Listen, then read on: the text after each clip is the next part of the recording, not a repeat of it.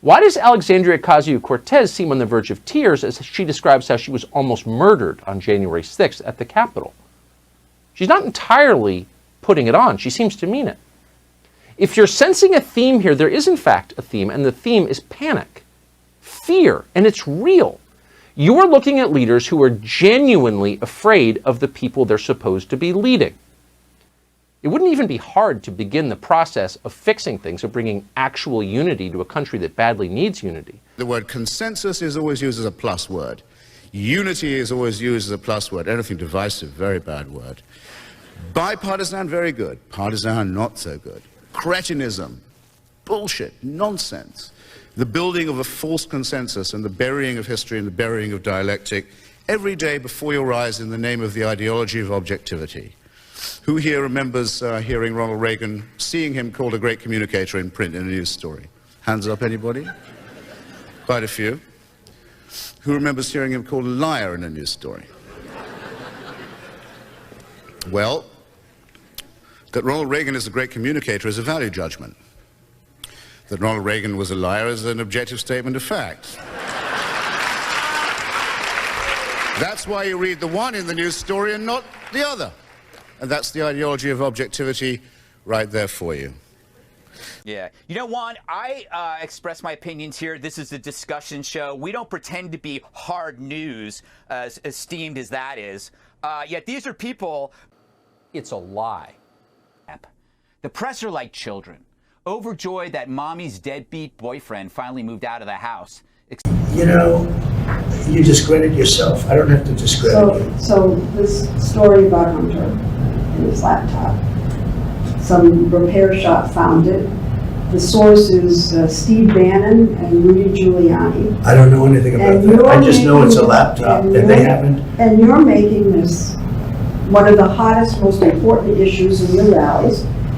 I don't know about the two gentlemen you mentioned. This is the most important issue in the country. It's a very important issue to find out whether or not a man's corrupt. You believed that it was Hunter Biden that dropped off these laptops. It's now, didn't they, since all of this broke, didn't they call you and ask for the laptops back? Surprisingly, no. Nobody's approached me to collect the machine. Yeah, see, this is why, when we look at this stuff, you cannot trust this industry that we are in, is the lead, because you watch them just transform. So let's be prepared not to be hysterical about this. Let's be artistic, let's be ironic. After all, when Picasso was visited in his studio in occupied Paris by a Gestapo officer who was told to make nice with him, and there was a canvas of a sketch of Guernica on the wall, the Gestapo critic rocked on his heels in front of it and said, "That's very good. Did you do that?" Picasso said, "No, you did." We don't have to be crude.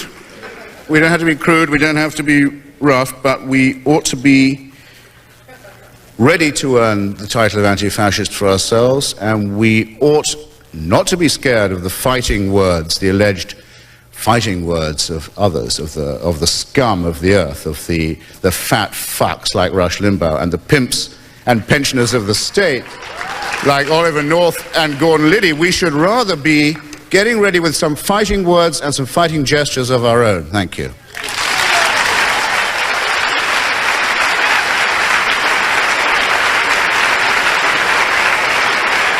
On this same awful subject, something you might have also missed is, remember that racist spree shooter who, probably loved 8chan and was radicalized online and had beliefs that aligned with a lot of conservative talking points?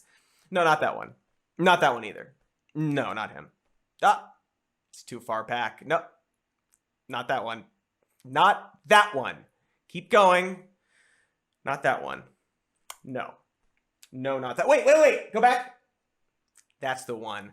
Well, just last March, he changed his court plea to guilty in what was seen as an unexpected turn of events, which will likely result in a life sentence in prison. I wonder if he realized that He wasted his life doing irreversible and unforgivable things because a bunch of dummies on the internet don't understand that the natural evolution of a multicultural world isn't some kind of white genocide. Like, if your big conspiracy theory is that we're getting less white people because of a gradual intermingling with other races and cultures, and over time might naturally assimilate with them because we all get along and like f***ing each other, then I don't know, maybe look into the chemtrails or something, because your conspiracy hobby sucks. Massive demographic changes have been foisted upon the American people. And they're changes that none of us ever voted for and most of us don't like.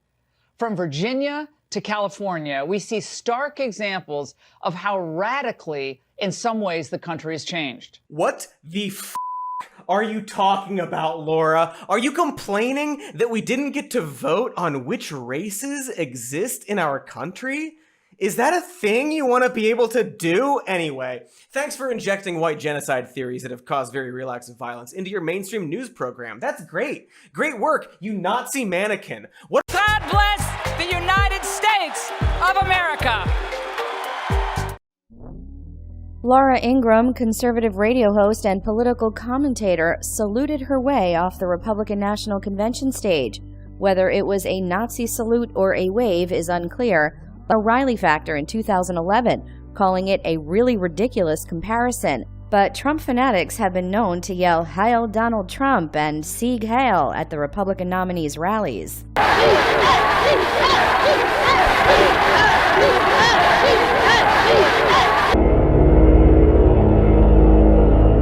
The tabloid newspaper The Sun, expressing its disappointment. The palace said it is disappointing that film shot 8 decades ago and apparently from Her Majesty. During Hitler's reign in the 1930s, all German citizens were required to salute him.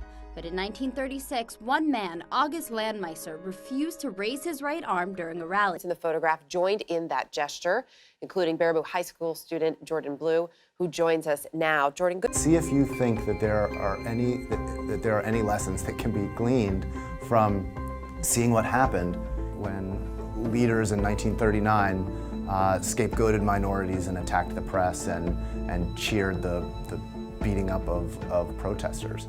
If you ask what we are actively fighting for under our charter, first, a social, just, white, Gentile-ruled United States.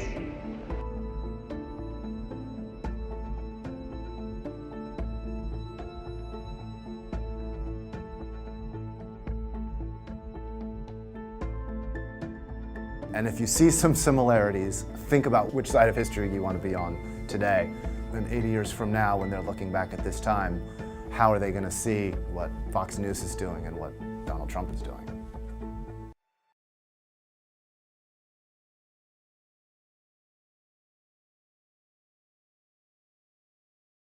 Well, maybe so, but I mean, I have a tremendous following. We want to make America great again. It's a strong following. I don't know about the Hitler comparison. I hadn't heard that, but it's a terrible comparison. I'm not happy about that, certainly. I don't want that comparison. Hail Trump! Hail our people! Hail victory! Well, maybe so, but I mean, I have a tremendous following. We want to make America great again. It's a strong following. I don't know about the Hitler comparison. I hadn't heard that, but it's a terrible comparison. I'm not happy about that, certainly. I don't want that comparison.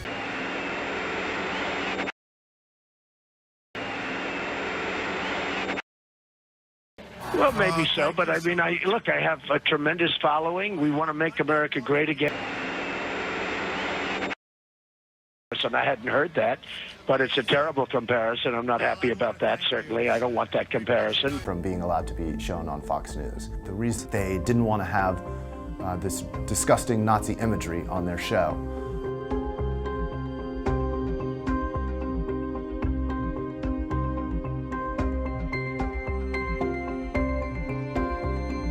The Nazis don't exist, and neither does the Soviet Union. The white supremacists are American citizens. The illegal immigrants are people who shouldn't be here. The America that we know and love doesn't exist anymore.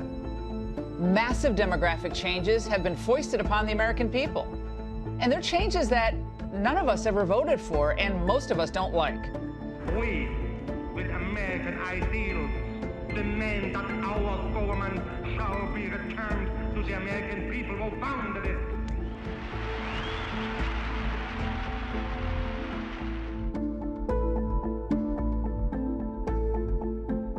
Fascists.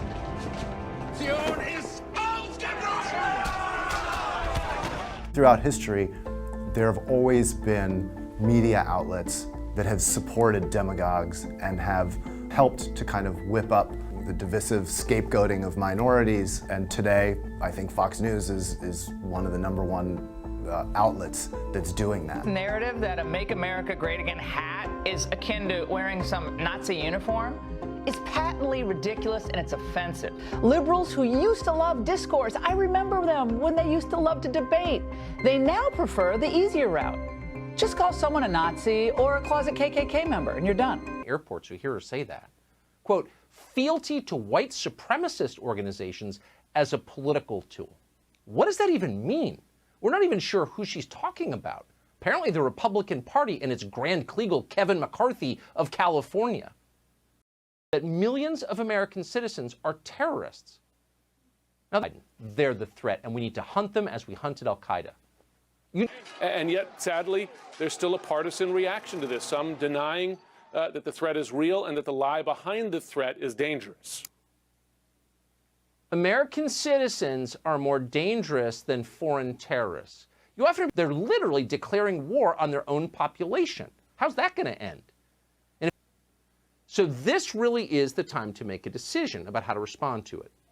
What our leaders do next will define what America looks like going forward. Well, sure, I have lots of witnesses, but hey, it's mine. It may not be pretty, but it's mine.